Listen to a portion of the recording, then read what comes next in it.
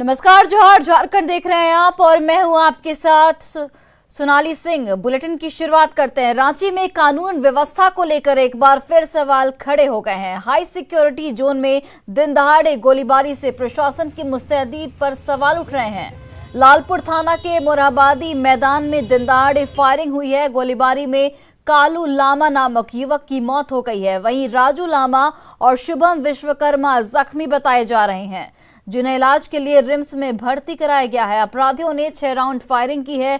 भागने के दौरान अपराधियों ने दहशत फैलाने के लिए भी फायरिंग की, साथ ही कई गाड़ियों को भी क्षतिग्रस्त किया गया है। बताया जा रहा है कि जिस गाड़ी पर फायरिंग की गई उसका नंबर प्लेट येलो है, जिससे प्रतीत हो रहा है कि वो गाड़ी किराए की है। गाड़ी में गोली क्यों चलाई गई या फिर इसमें गैंगवार की आशंका है, इस पर पुलिस सभी बिंदुओं पर जांच कर रही है। आपको बताते चले कि वारदात वाली जगह से चंद दूरी पर ही जेएमएम अध्यक्ष शिबू सोरेन, डीसी और एसएसपी का आवास है। ऐसे में इतने हाई सिक्योरिटी जोन में आपराधिक वारदात को अंजाम देकर आसानी से फरार हो जाते हैं, तो पुलिस की मुस्तैदी पर सवाल उठना लाजमी है। कुछ क्लूज हैं और उसमें जो भी है उस सभी बिंदुओं पर अनुसंधान किया जा रहा है। जैसे अनुसंधान में कोई बात आएगी तो हम लोग उस बिंदु पे काम करेंगे, और जितने भी हम लोगों को लगता है बिंदु उस पर हम लोग काम कर भी रहे हैं, और जैसे ही कोई उद्भेदन की तरफ बढ़ेंगे तो आपको कितने लोग सवार थे सर बाइक पर जब गोली मारने की बात? देखिए, अभी ये सब अनुसंधान में आएगा, कितने लोग थे नहीं थे। वो जो विक्टिम्स हैं उनसे पूछा जा रहा है, वो लोग भी बता रहे हैं। उन विक्टिम चूंकि और 3 हैं विक्टिम, तो उनसे अलग अलग तो सभी वर्जन के कोरोबोरेट होने के बाद एग्जैक्ट जानकारी हम देते हैं। और देखिए, मोरहाबादी मैदान में गोलीबारी मामले को लेकर झारखंड बीजेपी के अध्यक्ष दीपक प्रकाश ने लॉ एंड ऑर्डर पर सवाल उठाए हैं। उन्होंने कहा कि हेमंत सरकार के राज में राजधानी रांची भी सुरक्षित नहीं है। स्थान पर घटी है जहां से मुख्यमंत्री दो पूर्व मुख्यमंत्री मानंदी जी का निवास, शिबू सोरेन जी का निवास, और वहां गैंगवार की जो बातें आई हैं, इससे साफ जाहिर होता है कि इस राज्य में राजधानी भी सुरक्षित नहीं है, जहां सरकार के सभी प्रशासनिक पदाधिकारी, सभी मंत्री, माननीय मुख्यमंत्री जी का जहां पर निवास है, जहां आवास है, जहां पर ये शहर है, जिस शहर में लोग निवास करते हैं, अब राजधानी भी असुरक्षित हो गया है। रांची के मोरहाबादी मैदान में हुई गोलीबारी मामले को लेकर रांची की मेयर आशा लकड़ा ने कानून व्यवस्था को लेकर सरकार पर निशाना साधा है। साथ ही सीएम हेमंत सोरेन से इस्तीफे की मांग की है। लॉ एंड ऑर्डर खराब हो चुका है, यहाँ की कानून व्यवस्था चरमरा गई है। अगर देखा जाए तो आज की जो घटना है, राज्यसभा के सांसद और पूर्व मुख्यमंत्री और ऐसे शख्सियत जिनका बेटा खुद मुख्यमंत्री है, उनके घर के सामने अगर आपराधिक घटना की अगर हम निंदा करेंगे, कितनों भी अगर इस समय हम निंदा करेंगे तो कम होगा, क्योंकि ये रांची की राजधानी और मोरहाबादी का जगह एक रांची का हाट है, और उस जगह पर घटना होना हृदय विदारक है और बहुत ही शर्मनाक है। कहना चाहती हूँ हेमंत सोरेन जी को, आपसे अगर शासन नहीं चलती है तो आपको अपना कुर्सी छोड़ देनी चाहिए। झारखंड कांग्रेस के प्रभारी रहे आरपीएन सिंह के बीजेपी में शामिल होने के बाद अविनाश पांडे झारखंड के नए कांग्रेस प्रभारी बनाए गए हैं। अविनाश पांडे के सामने झारखंड कांग्रेस को एकजुट करने, संगठन का विस्तार, नाराज कांग्रेस कार्यकर्ताओं और नेताओं को एक साथ लेकर चलने और प्रदेश कांग्रेस के अंदर गुटबाजी को खत्म करने की चुनौती है। इसी मसले पर झारखंड कांग्रेस प्रभारी अविनाश पांडे के साथ बातचीत की न्यूज 18 से हमारे संवाददाता शंकर आनंद ने। में विशेष तौर पे बात करते हैं। हमारे साथ में अविनाश पांडे जी हैं, जिन्हें झारखंड कांग्रेस की एक नई जिम्मेवारी मिली है। सबसे पहले सर बहुत बहुत शुभकामनाएं। लेकिन जानना चाहेंगे, कल राहुल गांधी जी से काफ़ी देर तक आपकी बातचीत हुई, किन किन मुद्दों पे बातचीत हुई, झारखंड को लेकर किस तरह से आगे बढ़ना है इस मसले में? देखिए, झारखंड का प्रभार लेने के बाद में स्वाभाविक है कि वहाँ के मुझे खुशी है कि प्रदेश कांग्रेस कमेटी के प्रमुख राजेश जी और भूतपूर्व हमारे पीसीसी अध्यक्ष डॉक्टर अजय कुमार जी, दोनों के साथ मिलकर और राहुल जी के साथ में हर विषय पर, झारखंड से संबंधित जितने भी हमारे ज्वलंत विषय हैं उन सभी विषयों पर विस्तार में चर्चा हुई।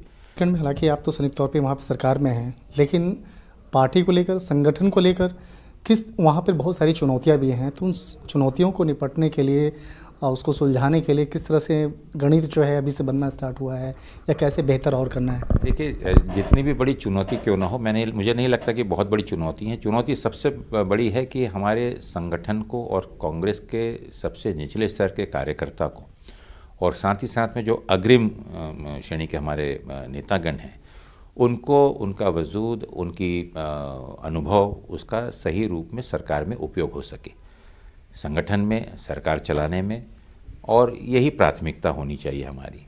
संगठन से जुड़े लोग, युवाओं से, और उसके साथ साथ जो वहाँ पर स्थानीय जो मंत्रिमंडल में भी रहे हैं, तमाम लोगों से बैठ करके बातचीत करेंगे और कोशिश करेंगे कि किस तरह से कांग्रेस में एक और जान फूंका जाए, जिस तरह से कांग्रेस में जो तमाम जो बातें चल रही है, लेकिन कांग्रेस को और बेहतर तरीके से आगे जोड़ने के लिए और आगे बढ़ाने के लिए तमाम जो कयास जो है उसको आगे बढ़ाने में मदद करेंगे। वीडियो जर्नलिस्ट कार्तिक के साथ शंकर आनंद, न्यूज़ 18 दिल्ली। झारखंड कांग्रेस के प्रभारी रहे आरपीएन सिंह के बीजेपी में शामिल होने के बाद झारखंड कांग्रेस में सरगर्मी बढ़ गई है। झारखंड कांग्रेस के प्रदेश अध्यक्ष राजेश ठाकुर भी दिल्ली में हैं।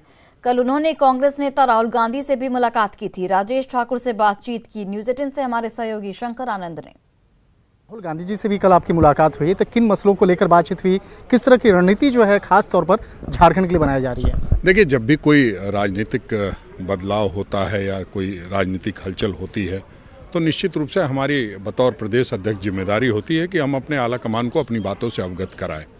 तो वो हमने अपने बातों को रखा है, और सीधा ये है कि संगठन को कैसे मजबूत करना है, संगठन में हम लोगों ने अब तक क्या क्या किया है। चूँकि साफ निर्देश दिया कि किसी से डरने की ज़रूरत नहीं है, लगातार काम करने की ज़रूरत है, और जो सदस्यता अभियान चला रहे हैं उसको गति दे करके ज़्यादा से ज़्यादा लोगों को कांग्रेस से नहीं, कांग्रेस की विचारधारा से जोड़ने की ज़रूरत है। उस पर हम लोग काम कर रहे हैं। ऐसे अगर बात करें झारखंड में, तो झारखंड में साफ तौर पे कोशिश ये हो रही है कि जिस तरह से बाकायदा वहाँ के चुनाव, झारखंड के जो प्रभारी हैं उनका जाने के बाद कोशिश की जा रही है कि कांग्रेस को और ज़्यादा मजबूत किया जाए।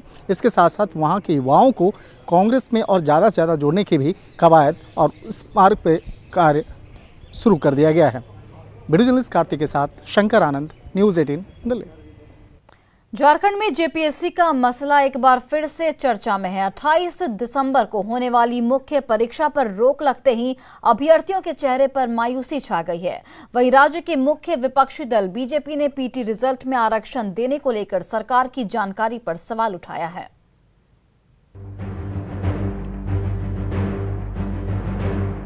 कल तक 7वीं जेपीएससी से 10वीं जेपीएससी तक की परीक्षा एक साथ लेकर खुद की पीठ थपथपाने वाली हेमंत सोरेन सरकार पीटी रिजल्ट में आरक्षण के सवाल पर बुरी तरह से घिर गई है। हाईकोर्ट ने मुख्य परीक्षा पर रोक लगा दी है। वहीं बीजेपी ने भी पीटी के रिजल्ट में आरक्षण देने के मुद्दे पर सरकार पर निशाना साधा है। सरकार ने 4 परीक्षाओं को एक साथ लेने के लिए बहुत अपनी पीठ थपथपाई थी, जेपीएससी ने भी पीठ थपथपाई थी, लेकिन देखिए आज हम कहाँ खड़े हैं। वो 4 एग्जामिनेशन में अपने जिन स्टूडेंट्स को पास किया था, आज सबके भविष्य पे प्रश्न चिन्ह खड़ा हो गया है। अब आप देखें, आप ये कैसे मानेंगे कि जिस सरकार के पास तमाम टॉप ब्यूरोक्रेट्स हैं, एडवोकेट जनरल हैं, तमाम लीगल ऑफिसर्स हैं, जेपीएससी के पास भी अपनी लीगल टीम है, उन्हें यही पता नहीं था कि वो पीटी में रिजर्वेशन नहीं दे सकते, क्योंकि उन्होंने एडवर्टीजमेंट में ना इसका मेंशन किया और ना ही नियमावली में किया। इधर मुख्य परीक्षा स्थगित होने के बाद अभ्यर्थियों के मन में कई सवाल उठने लगे हैं। कैटेगरी वाइज 15 गुना रिजल्ट जारी करने की स्थिति में पीटी में सफल कई छात्रों को असफल होने का डर सता रहा है। अगर कैटेगरी वाइज 15 गुना रिजल्ट निकालता है, तो जो कैटेगरी जनरल क्वालिफाई किए हैं और जो कैटेगरी में है, अगर जनरल क्वालिफाई किए हैं वो कैटेगरी में आते हैं, तो जो कैटेगरी के स्टूडेंट हैं वो ऑलरेडी बाहर हो जाएंगे।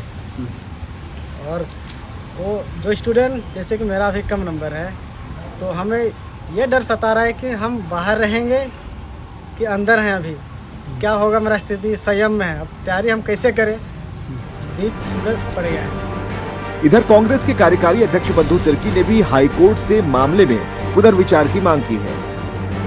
तमाम चीजों को तहकीकात करके एक बार और पुनर्विचार करने की आवश्यकता है। एक कमजोर तबके के लोगों को एक अवसर मिल रहा था प्रदेश में, ठीक है, कुछ गड़बड़ी हुई है, इसी इनकार मैं नहीं करता हूँ। और उनके साथ भी न्याय होनी चाहिए। तब है कि इसको पूरा और तहकीकात किया जाना चाहिए। जेपीएससी का विवादों से पुराना नाता रहा है। पहली जेपीएससी परीक्षा से लेकर छठी जेपीएससी के रिजल्ट को हर बार कोर्ट में चुनौती मिलती रही है। जेपीएससी का ताजा मामला भी कोर्ट तक पहुंच चुका है। आगे देखना होगा कि 3 हफ्ते बाद जारी रिजल्ट कौन से नए विवाद को जन्म देता है। न्यूज़ 18 के लिए रांची से संवाददाता अविनाश की रिपोर्ट। और देखिए, झारखंड में 9 खनिज ब्लॉक की नीलामी होगी। भूतत्व निदेशालय, खान एवं भूतत्व विभाग ने इसके लिए प्रक्रिया शुरू की है। विभागीय पोर्टल पर नीलामी में भाग लेने के लिए विभाग ने इसके लिए टेंडर निकाला है। पलामू की रेवा रातू ग्रेफाइट खनिज ब्लॉक, चिरोपाट बॉक्साइट खनिज ब्लॉक, रांची के चुरी लाइमस्टोन खनिज ब्लॉक, गुमला के लोधापाट बॉक्साइट खनिज ब्लॉक, रामगढ़ के हरिहरपुर लेमबीचा लाइमस्टोन ब्लॉक 1 और हरिहरपुर लेमबीचा इंस्टॉल खनिज ब्लॉक 2, पश्चिम सिंहभूम के मेरालगढ़ा लौ अयस्क ब्लॉक, घाटकुरी लौ अयस्क ब्लॉक 1 और घाटकुरी लौ अयस्क खनिज ब्लॉक 2 के नीलामी को लेकर टेंडर निकाली गई है। देवघर पुलिस ने अंतर्राज्यीय बाइक चोर गिरोह का खुलासा किया है। पुलिस ने छापेमारी कर गिरोह के 7 अपराधियों को गिरफ्तार किया है। साथ ही चोरी की 5 बाइक भी जब्त की है। गिरफ्तार अपराधियों पर करीब 70 बाइक की चोरी का मामला दर्ज है। बाइक चोरी गिरोह के अपराधी बाइक चोरी कर दूसरे राज्यों में बेच देते थे। ये लोग गाड़ी चोरी करके अंतर्राज्यीय दूसरे राज्य में गाड़ी बेचते हैं। इसी क्रम में हम लोगों ने टोटल 8 व्यक्तियों को गिरफ्तार किया है। 7 व्यक्तियों को गिरफ्तार किया है। साथ ही हम लोग ने 5 बाइक को बरामद किया गया है। हम लोग बृहद अनुसंधान कर रहे हैं। लगभग 70 से 80 गाड़ियाँ की इनके द्वारा चोरी की गई है। और खबर रामगढ़ से, जहां गड्ढा बाजार में चोरी की घटनाओं से दुकानदार बेहद परेशान है। 1 महीने में चोरी की 4थी घटना का मामला सामने आया है। जनरल स्टोर में चोर ने चोरी की वारदात को अंजाम दिया। चोर नकदी के साथ हजारों का सामान लेकर फरार हो गए। चोरी की वारदात सीसीटीवी कैमरे में कैद हो चुकी है। वहीं चोरी की लगातार वारदातों से दुकानदारों में काफी आक्रोश है। नाराज दुकानदार आज बाजार को भी बंद रखेंगे। लगातार आज 1 महीना के अंदर अरगड्डा बाजार में 3 दुकान में चोरी हुआ है, जिसमें एल्वेस्टर सीट उखाड़ के और दुकान में चोरी कर ले रहा है, जिसके आज लक्ष्य में पूरा अरगड्डा दुकानदार संघ मिलकर बाजार को बंदी कराया गया। जिसमें रामगढ़ थाना प्रभारी आके आश्वासन दिए हैं कि 2 दिन के अंदर जो भी चोर है या इस घटना को अंजाम दिया है 2 दिन के अंदर आश्वासन दे के गए हैं कि जल्द से जल्द चोरी करने वालों को हम लोग पकड़ के और 2 दिन में ये मामला को क्लियर कर देंगे। नक्सलियों ने प्रतिरोध दिवस के आखिरी दिन भी उत्पात मचाया है। 21 जनवरी से आज तक नक्सलियों ने 4 विस्फोट कर गिरिडीह में आतंक फैलाया है। पहली बार 22 जनवरी को पीरटांड में 2 अलग अलग जगहों में मोबाइल टावर को बम से उड़ा दिया गया। वहीं उसके अगले ही दिन यानी कि 23 जनवरी को सदर प्रखंड के अंतर्गत आने वाले सिंधवरिया पंचायत में बराकर नदी पर बने ब्रिज के एक हिस्से को डेटोनेटर से विस्फोट कर क्षतिग्रस्त कर दिया गया। 23 जनवरी की अगर बात करें तो 23 जनवरी को ही जिला मुख्यालय से लगभग 7 किलोमीटर की दूरी पर स्थित दुखहरण नाथ मंदिर के पास वाटर सप्लाई के लिए लगे ट्रांसफार्मर को भी विस्फोट कर उड़ा दिया गया। इसके अलावा आज नक्सलियों ने रेलवे ट्रैक को निशाना बनाया है।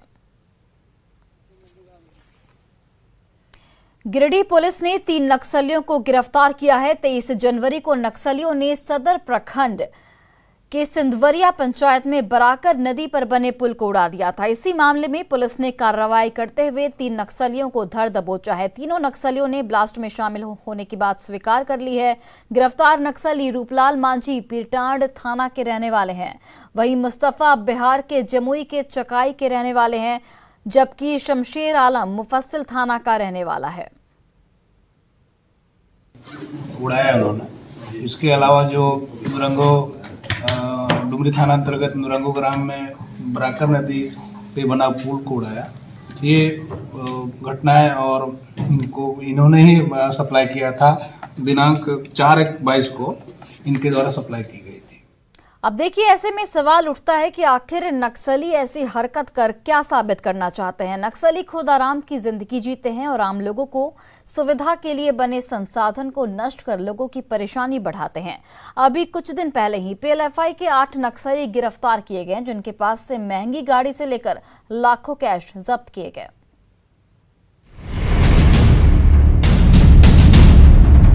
झारखंड के गिरिडीह की ये 3 तस्वीर पिछले एक हफ्ते के बम ब्लास्ट की है। नक्सलियों ने पिछले एक हफ्ते में 4 बड़ी घटना को अंजाम दिया है, जिसमें उन्होंने आम लोगों की सुविधा के लिए बने पुल, मोबाइल टावर और रेलवे ट्रैक को निशाना बनाया। दरअसल नक्सली अपने नेता प्रशांत बोस की गिरफ्तारी के विरोध में प्रतिरोध दिवस मना रहे हैं। सवाल यह है कि नक्सली ऐसी हरकतों से क्या साबित करना चाहते हैं? आम लोगों की सुविधा पर क्यों करते हैं वार? सार्वजनिक संपत्ति को क्यों बनाते हैं निशाना? ये वही नक्सली हैं जिनके पास से BMW जैसी लग्जरी कार मिलती है, लेकिन आम लोगों की सुविधा के लिए बने संसाधन को ये नष्ट करते हैं। ये तो खुद बड़े ही ऐश से अपनी जिंदगी जीते हैं, लेकिन आम लोगों को परेशान करना इनकी रोज की आदत है। अभी कुछ दिन पहले ही पुलिस ने पीएलएफआई के सरगना दिनेश गोप के नजदीकी 8 लोगों को लेवी के 77 लाख रुपए की राशि के साथ पकड़ा।